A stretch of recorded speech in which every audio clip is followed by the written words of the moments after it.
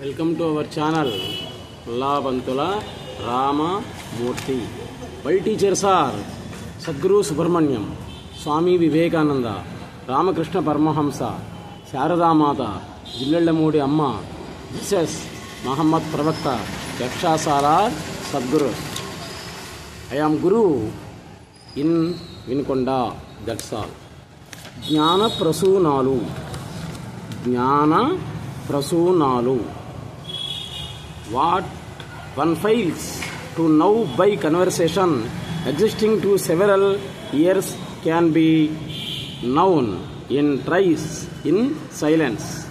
That is the highest and most effective language. మౌన భాషణానికి మించినటువంటి భాషణం అనేటువంటిది లేనే లేదు. Because that waking state is long. We imagine that it is our real state. దిగంబరుడు అంటే దిక్కులకే అంబరంగా ఉన్నటువంటి వాడు శివుడు. తనను తాను మరిస్తేనే తనువు జగత్తు ఏర్పడుతుంది.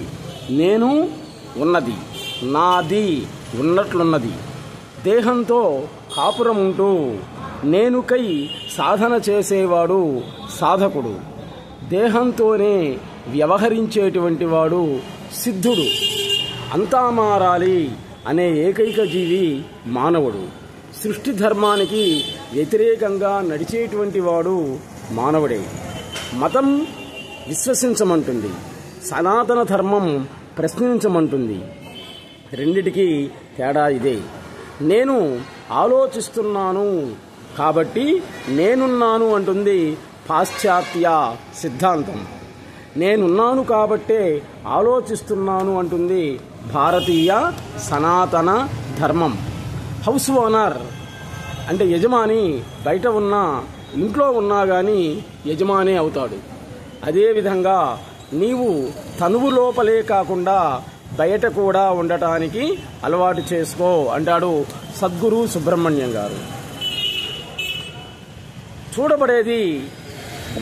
చూడబడేదే మారేది, చూసేవాడు చూచేది మారదు. ఆభరణాలు మారుతూ ఉంటాయి, కానీ బంగారం అనేటువంటిది ఎప్పుడూ మారదు. ప్రపంచమే మారేది, దైవం అనేటువంటిది ఎప్పుడూ మారదు. రమణ మహర్షి వేదాంత సత్యాన్ని సరళంగానే ఎప్పుడో చెప్పాడు. ఈ వ్యాఖ్యాతలే దాన్ని జటిలం చేశారు. తనువు వెలుపల ఉన్న నీవు లోపల వరకే పరిమితమై ఉండడమే అహంకారం. జ్ఞానోదయానికి పూర్వం జీవుడు ప్రపంచంలో తనదో పాత్రగా ఉంటాడు. జ్ఞానోదయం తరువాత సర్వానికి తానే ఆధారమై ఉంటాడు. సుఖమైన దుఃఖమైన ఫేస్ చేయడమే శరణాగతి అని అంటారు సద్గురు సుబ్రహ్మణ్యం గారు. లైఫ్ అనేటువంటిది ఆల్రెడీ షూటింగ్ పూర్తయిపోయి రిలీజ్ అయినటువంటి సినిమా లాంటిది. సినిమా పూర్తయ్యేంత వరకు నువ్వు చూడటం తప్ప చేయగలిగింది కానీ మార్చగలిగింది కానీ ఏమీ లేదు. నిన్ను సృష్టించిన వాడికి నీకేమివ్వాలో ఆల్రెడీ అన్నీ తెలుసు, అడగాల్సిన అవసరమే లేదు. కాబట్టి దేవుడి గుడికి వెళ్ళినప్పుడు నీవు మౌనంగా ఉండడం తప్ప చేయగలిగింది ఏమీ లేదు. మౌన భాషణమే దేవభాషణం అంటారు సద్గురు సుబ్రహ్మణ్యం గారు. నీ తలను పక్కన పెట్టు అంటే బుద్ధితో సహా ఆయనకు సమర్పించు. అదే శరణాగతి అనేటువంటిది అవుతుంది. అనుభవించి చెప్పేటువంటి వాడే గురువు. విన్నదాన్ని అనుభవించేటువంటి వాడు శిష్యుడు. ప్రశ్న ఉండడం, సమాధానం పొందినవాడు జ్ఞాని. ప్రశ్న ఉండి సమాధానం పొందినటువంటి వాడు జ్ఞాని. అసలు ప్రశ్నే లేనటువంటి వాడు మహాజ్ఞాని. హంస, గరుడు, నంది వాహనంగా కలిగినటువంటి వారు బ్రహ్మ, విష్ణు, మహేశ్వరులు. కానీ ఈ ముగ్గురు కూడా దేవాదిదేవైనటువంటి పరమాత్మకు ముగ్గురు వాహనాలే. ఆయన నిద్రే సమాధి, ఆయన గురకే ఓంకారం, ఆయన మెలకువే ప్రళయం. ప్రతి ఒక్కడూ కూడా మతాన్ని గురించి మాట్లాడుతుంటాడు. నా మతం గొప్ప, నా దేవుడు గొప్ప, నా మతమే గొప్ప, నా మతంలోకి అందరు మారండి అని. కాబట్టి నీవు మతాన్ని గురించి కాదు మాట్లాడటం, దేవుని గురించి మాట్లాడి చూద్దాం.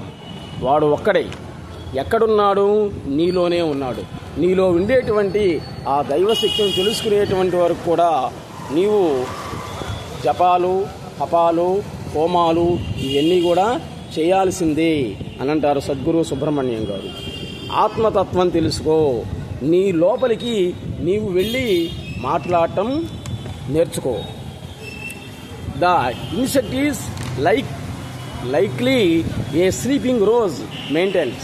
This creature is known for its remarkable chromology flash, presenting a rose petal.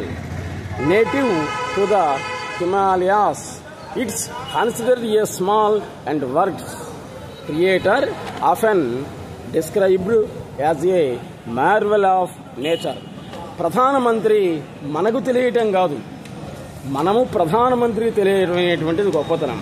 అలాగే మనం దేవుణ్ణి తలవడం కాదు, ఆయనే మనల్ని తలవడం అనేటువంటిది గొప్పతనం అంటాడు సద్గురు సుబ్రహ్మణ్యం గారు. కాకతాళీయం అనేటువంటి పదం ఉంది. కాకతాళీయం అనేటువంటి పేరే కానీ విశ్వంలో ప్రతి ఒక్కటి పక్కా ప్రణాళికతోటి జరుగుతూ ఉంది.